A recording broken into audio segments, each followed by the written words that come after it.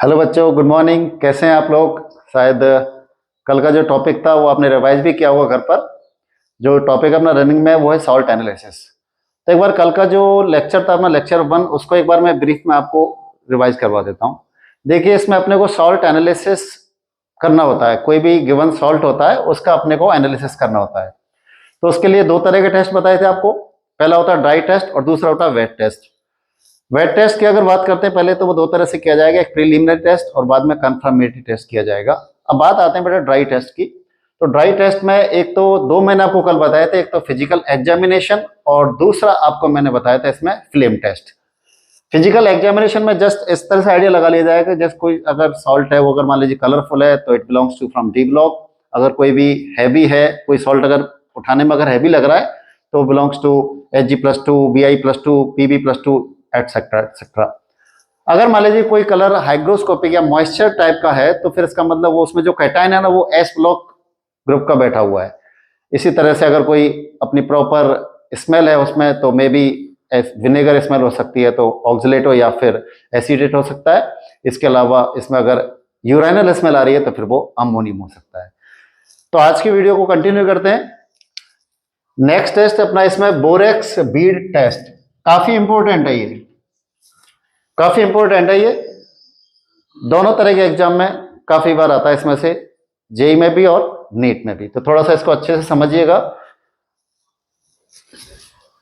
पहले इसका पैटर्न क्या होता है वो मैं आपको बता देता हूं। कोई भी मान लीजिए सॉल्ट है, कुछ भी हो सकता है। इसमें अपने को करना है क्या, एक बोरेक्स होता है, Na2B4O7 होता है, क्रिस्टलाइन फॉर्म में लेना है .10H2O, क्रिस्टलाइन वाटर उसमें होता है। तो Na2B4O7 .10H2 एक क्रिस्टलाइन हो गया बोरेक्स। इसको अपने को क्या करना है, पहले हीट करना है। प्लेटिनम वायर लिया, बोरेक्स का पाउडर लिया, बुनसेन बर्नर पर हीट करना है। और जब बुनसेन बर्नर पर हीट करेंगे तो पहले तो क्या हो जाएगा, डिहाइड्रेटेड हो जाएगा।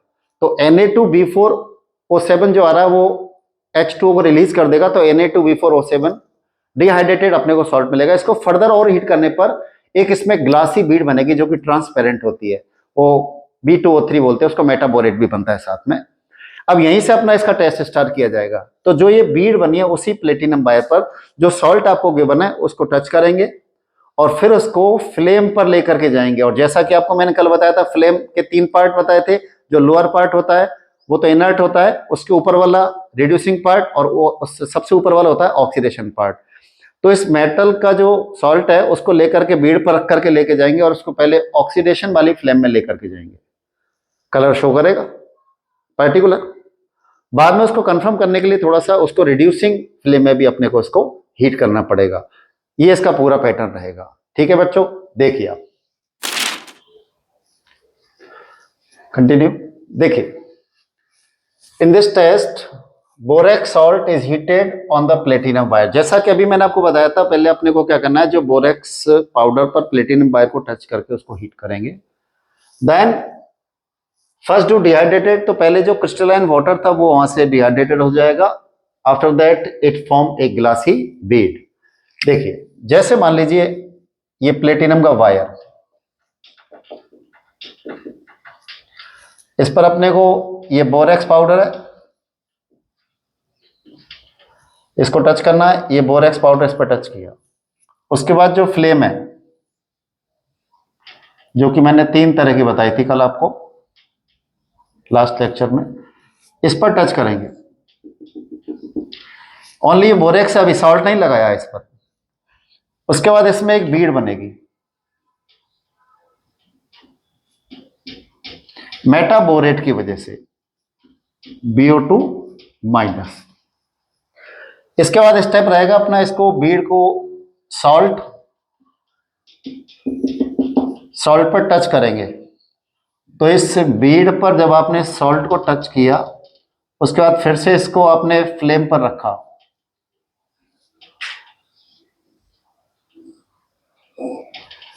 तो देखिए यहां पर ये फ्लेम 2 तरह की बताई थी, ये ऑक्सीडेशन वाली है और ये रिडक्शन वाली है। सपोज दैट इसमें कोई भी मेटल है M+N,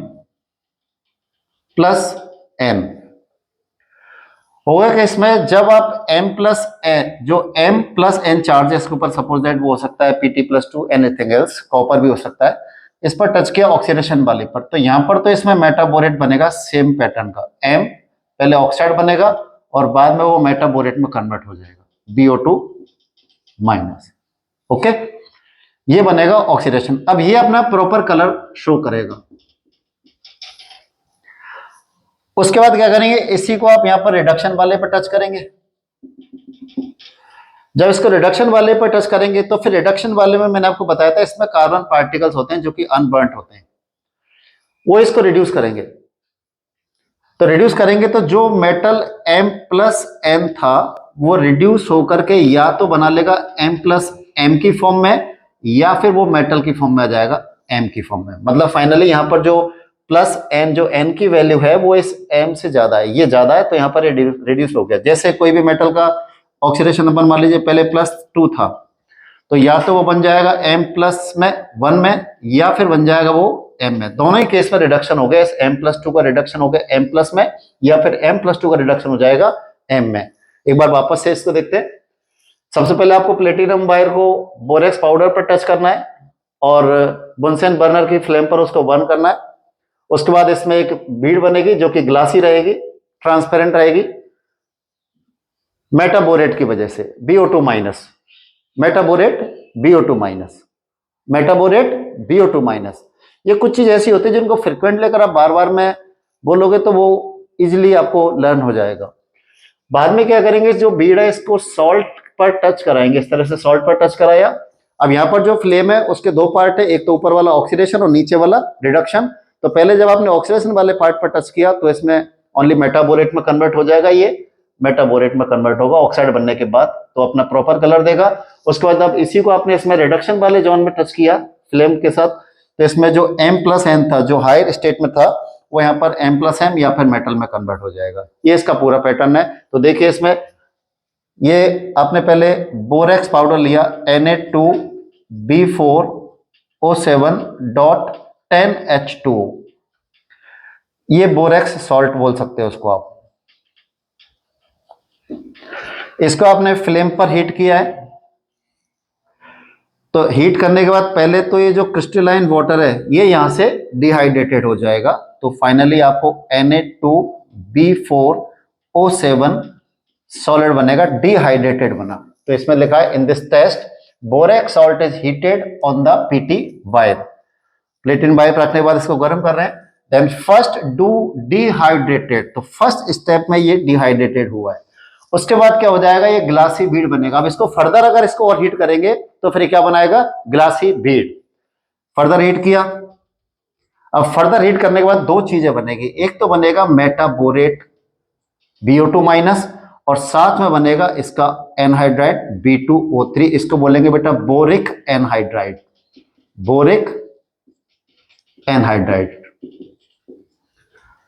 सोडियम के फॉर्म में बनेगा, इसलिए मैं इसको लिख सकता हूं NaBO2 प्रॉपर कंपाउंड के लिए। ये यहां पर ग्लासी बीड का काम करेगा। देख लीजिए आप एक बार, पहले आपने बोरेक्स सॉल्ट लिया Na2B4O7.10H2O, उसके बाद हीट किया, हीट करने के बाद डिहाइड्रेटेड हुआ Na2B4O7, उसको फर्दर हीट करने के बाद ये दो पार्ट में डिवाइड हो गया। एक पार्ट बना इसका मेटाबोरेट, जिसको बोलेंगे sodium metaborate, sodium metaborate, sodium metaborate का फॉर्मूला आ जाएगा NaBO2, और साथ में बनेगा इसका एनहाइड्राइड B2O3, एनहाइड्राइड है B2O3, ये इसका एनहाइड्राइड बनेगा। कंटिन्यू। तो अभी तक आपने देखा है इसमें कि बोरेक्स बीड में किस तरह से अपने को टेस्ट को आगे बढ़ाना है। पहले बोरेक्स पाउडर में प्लेटिनम वायर को लगा करके उसको हीट करना है, डिहाइड्रेटेड होगा, उसके बाद वो बीड बनाएगा, और उस बीड को अपने को सॉल्ट पाउडर के साथ मिक्स करके फिर से हीट करेंगे। तो दो तरह की इसमें फ्लेम में लगाना है अपने को, ऑक्सीडेशन फ्लेम में और रिडक्शन फ्लेम में। अब मैं आपको ये बता रहा हूं कि जो बुनसन बर्नर की जो फ्लेम है, दोनों तरह की ऑक्सीडेशन और रिडक्शन, उनमें किस तरह की रिएक्शंस होती हैं और क्या क्या कन्वर्जन्स होते हैं, प्लीज देखिए आप। तो पहले मैं आपको बता रहा हूं reactions in oxidation flame. Oxidation flame में किस तरह से रिएक्शन होगी इसमें?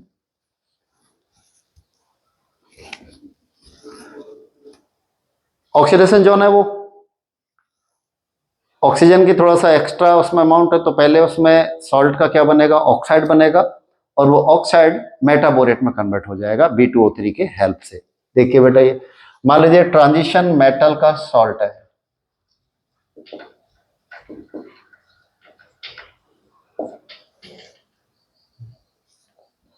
प्लस माइनस की फॉर्म में, प्लस या माइनस की फॉर्म में। पहला काम है इसको हीट किया बोरेक्स के साथ, तो बोरेक्स के साथ हीट करने पर पहले ये ऑक्साइड बनाएगा। स्टेप याद रखना बस, बाकी का कोई इश्यू नहीं आएगा। ट्रांजिशन मेटल सॉल्ट है, बोरेक्स के साथ हीट कर रहे हैं, बीड के साथ हीट कर रहे हैं इसको, तो पहले बनेगा ये ऑक्साइड, कुछ भी स्टेट हो सकता है। और फर्दर ये क्या करेगा बेटा, B2O3 की हेल्प से इस जो भी मेटल है उसका मेटाबोरेट बना लेगा। एन लगा दिया, इस पर चार्ज एन हो सकता था कुछ भी फिलहाल के लिए, यहां पर भी आप कोई भी चार्ज लगा सकते हैं। स्टेप बिल्कुल क्लियर है। ट्रांजिशन मेटल सॉल्ट, बीड के हेल्प से उसको हीट कर रहे हैं फ्लेम पर, तो पहले बनेगा मेटल का ऑक्साइड उसी फॉर्म में, कोई भी ऑक्सीडेशन नंबर चेंज नहीं हो रहा है। उसके बाद B2O3 की हेल्प से ये क्या बना लेगा, मेटाबोरेट। इसका कलर आएगा पार्टिकुलर, फिक्स कलर आएगा बेटा इसका। दूसरा देखिए आप, reactions in reduction flame, reaction in reduction flame. Reduction zone में क्या होगा, जैसा कि आपको मैंने बताया था, मान लीजिए मेटल का ऑक्सीडेशन नंबर +N है, तो वो उसकी लोअर स्टेट में कन्वर्ट हो जाएगा। सपोज दैट +M मान लिया, जैसे +2 था तो वो +1 में कन्वर्ट हो गया, +3 था तो वो +2 में कन्वर्ट हो गया, लोअर स्टेट में कन्वर्ट हो जाएगा, या फिर वो मेटल में कन्वर्ट हो जाएगा। ऐसा क्यों हो रहा है, क्योंकि रिडक्शन जोन में कार्बन होता है, और कार्बन एक गुड रिड्यूसिंग एजेंट की तरह बिहेव करता है, because it self convert into CO, carbon monoxide में कन्वर्ट हो करके खुद तो हो जाएगा ऑक्सीडाइज, और सामने वाले को क्या कर देगा, रिडक्शन कर देगा, लाइक दिस। ये मान लीजिए मेटल है, इस पर कोई चार्ज +N है, इसको आपने रख दिया रिडक्शन फ्लेम में,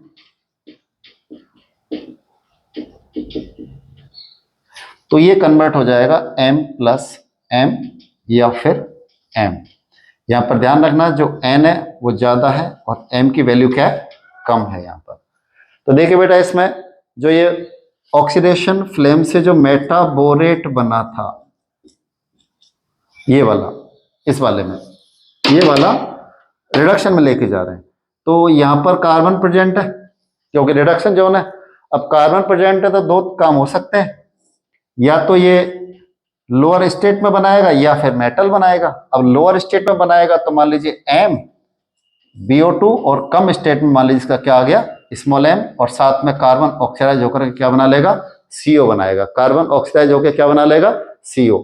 अगर ये मान लीजिए मेटल में कन्वर्ट होता है तो फिर ये BO2 अलग हो जाएगा, तो ये B2O3 एनहाइड्राइड वापस से बन जाएगा, और इधर ये CO वापस बनेगा। एक बार फिर से एक बार देखिए बेटा इसको, बोरेक्स बीट टेस्ट में जो फ्लेम में होने वाले रिएक्शंस है उनको हम एक बार नोटिस कर रहे हैं। तो ऑक्सीडेशन फ्लेम में किस तरह से रिएक्शंस आएंगी, तो ट्रांजिशन मेटल सॉल्ट है, बीड पर रख करके गर्म करके पहले ऑक्साइड बनेगा, फर्दर जो बोरेक्स का एनहाइड्राइड है उसको मेटाबोरेट में कन्वर्ट करेगा, तो वो पर्टिकुलर कलर देगा। इसमें रिडक्शन फ्लेम में क्या होगा, तो जो ये मेटाबोरेट बना है ऑक्सीडेशन फ्लेम में हीट करने के बाद, तो जो मेटल का +N ऑक्सीडेशन स्टेट था रिड्यूस होकर के लोअर स्टेट में M+m या फिर मेटल में कन्वर्ट हो जाएगा M में, लाइक दिस। तो ये मेटाबोरेट था, रिडक्शन जोन में कार्बन प्रेजेंट था, दो तरह से कन्वर्ट हुआ। हो सकता है कि वो पहले मेटाबोरेट में लोअर स्टेट में कन्वर्ट हुआ, साथ में कार्बन मोनोऑक्साइड, और ये मेटल प्लस B2O3 और ये CO। ये यहां तक अपना रिडक्शन हो गया। अब इसको आगे की तरफ कंटिन्यू करते हैं। एक एग्जांपल लेते हैं इसका। जैसे बेटा मान लीजिए कोई सॉल्ट है CuSO4, अभी तो पता है अपने को, लेकिन एक्चुअल में यही अपने को पता करना होता है कि इसमें कौन सा कैटायन और कौन सा एनायन है। फिलहाल के लिए एक समझने के लिए अपन लोग कर रहे हैं। तो जो कॉपर सल्फेट कोई भी सॉल्ट है वही काम किया, पहले बोरेक्स को प्लेटिनम वायर पर लगा करके हीट किया, बीड तैयार किया, और बीड के बाद आपने उस बीड को कॉपर सल्फेट पर टच किया। उसके बाद आगे का काम फ्लेम करेगा। तो फ्लेम में देखिए इसमें पहला हो जाएगा ऑक्सीडेशन वाली रिएक्शन।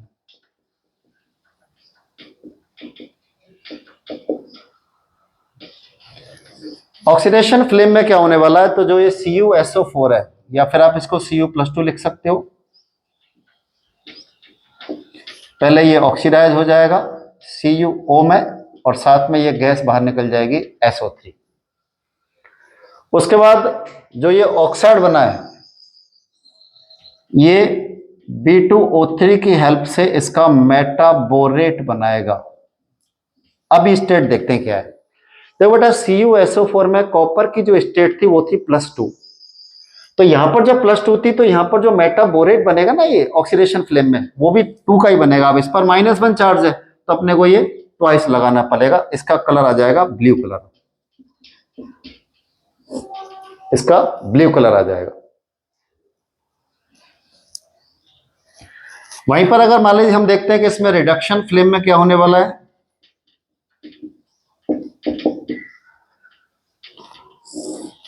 तो रिडक्शन फ्लेम में क्या होगा, तो जो ऑक्साइड बना है ये वाला, या बोरेट भी लिख सकते हो, ये कार्बन से रिड्यूस होगा, और यहां पर Cu और साथ में कार्बन मोनोऑक्साइड, ये मिलेगा आपको यहां पर रेड कलर का। क्वेश्चंस कैसे आएंगे, क्वेश्चन ऐसे आएंगे कि जब जैसे कोई भी CuSO4 है उसको बुनसेन बर्नर पर बोरेक्स बीट टेस्ट के टाइम पर ऑक्सीडेशन फ्लेम पर ये कौन से कलर का दिखाई देगा और किस वजह से दिखाई देगा, तो कॉपर का मेटाबोरेट बनेगा, उस वजह से नीले कलर का दिखाई देगा ब्लू कलर, और रिडक्शन फ्लेम में ये मेटल में कन्वर्ट हो जाएगा Cu में, इस वजह से ये रेड कलर का दिखाई देगा। अब मैं आपको क्या कुछ एक मेटल के कलर ऑक्सीडेशन और रिडक्शन जोन में आपको बता रहा हूं, तो वो काफी इंपॉर्टेंट रहेगा। एक बार प्लीज आप इसको नोट कर लीजिए।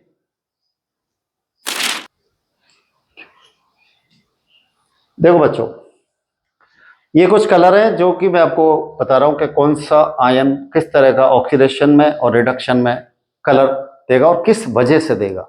हर चीज का लॉजिक होता है। देखिए, कहते हैं कि नॉर्मली में एक्सेप्शंस होते हैं, नहीं, बस उसके लॉजिक को ढूंढने पर थोड़ी सी मेहनत करनी होती है। अब मेहनत कौन करे, बोल दिया जाता है एक्सेप्शन है रट लो, नो, ऐसा नहीं होता। हर चीज लॉजिक पर टिकी हुई है।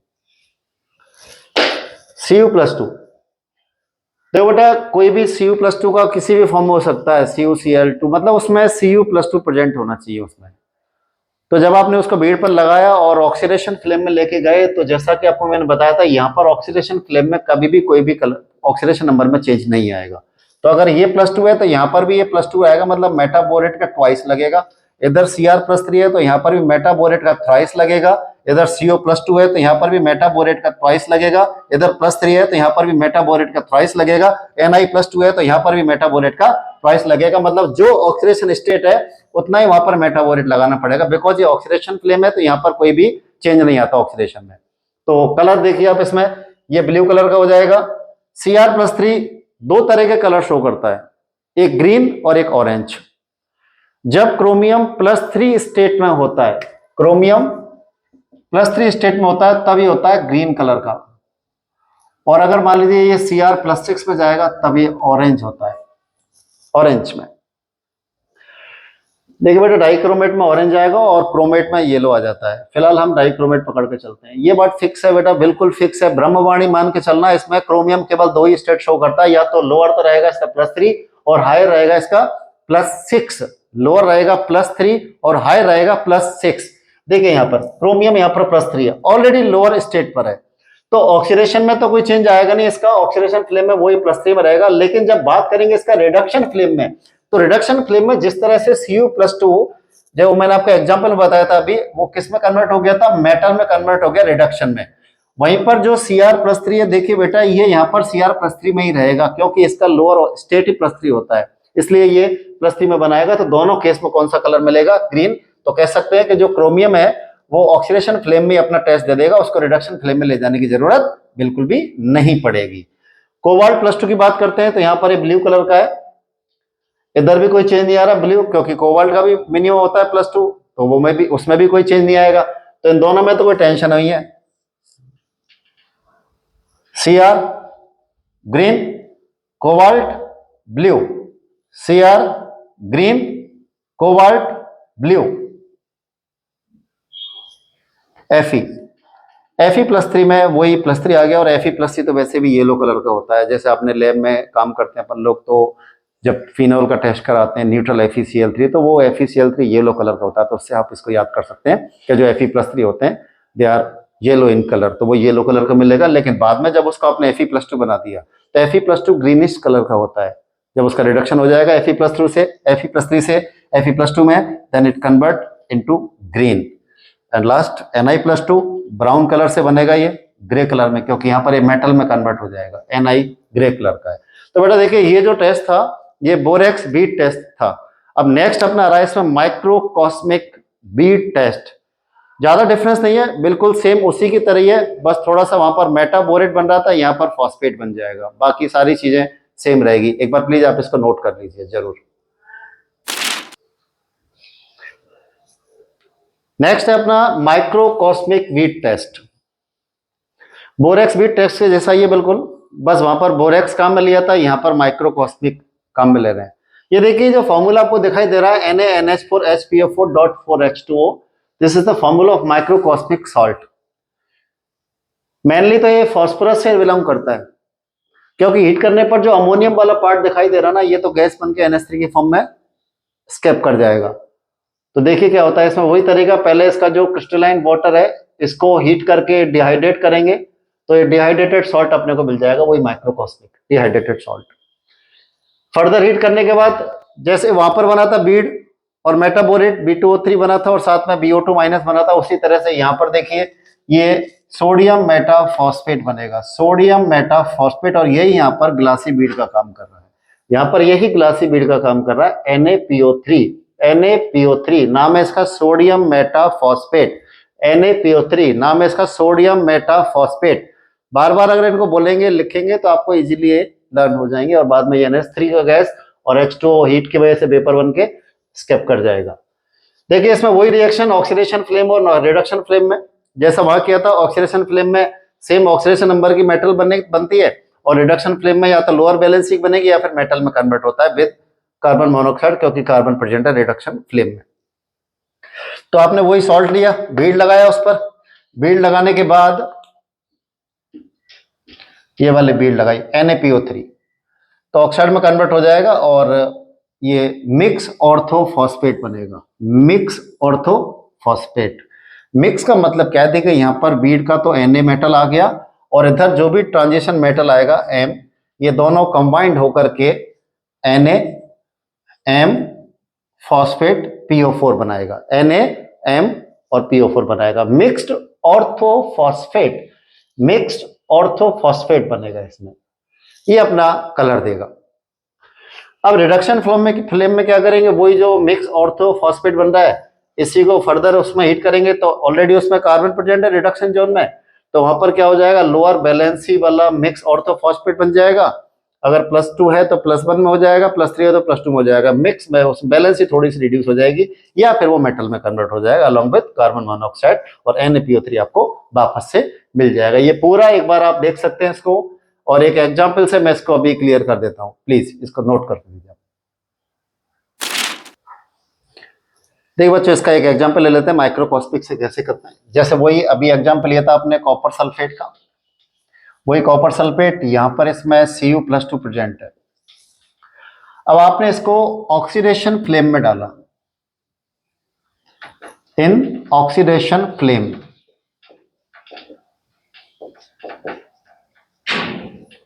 तो जब ऑक्सीडेशन फ्लेम में डाला तो पहले इसका ऑक्साइड बनेगा CO, ये सेपरेट हो जाएगा SO3।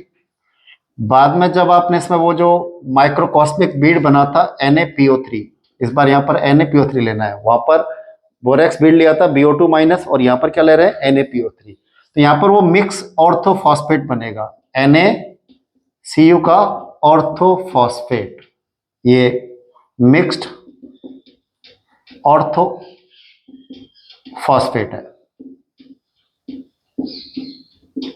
इसका कलर ब्लू ब्लू रहेगा। अब अगर वही बात करेंगे आप इन रिडक्शन फ्लेम,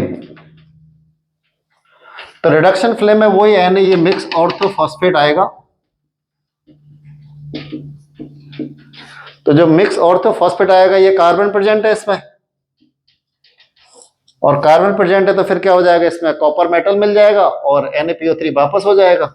ये कॉपर की फॉर्म में मिलेगा NaPO3 और CO गैस है जो कि एस्केप कर जाएगा, और यहाँ पर ये CO बनने की वजह से इसका कलर मैंने अभी अभी बताया था आपको कौन सा कलर है बेटा, ये रेड। तो ये अपना आज का 2 टेस्ट किए, कल आपने 2 किए थे फिजिकल एग्जामिनेशन और फ्लेम टेस्ट, आज आपने फिर से 2 किए हैं, ये एक तो बोरेक्स बीट और माइक्रोकॉस्मिक।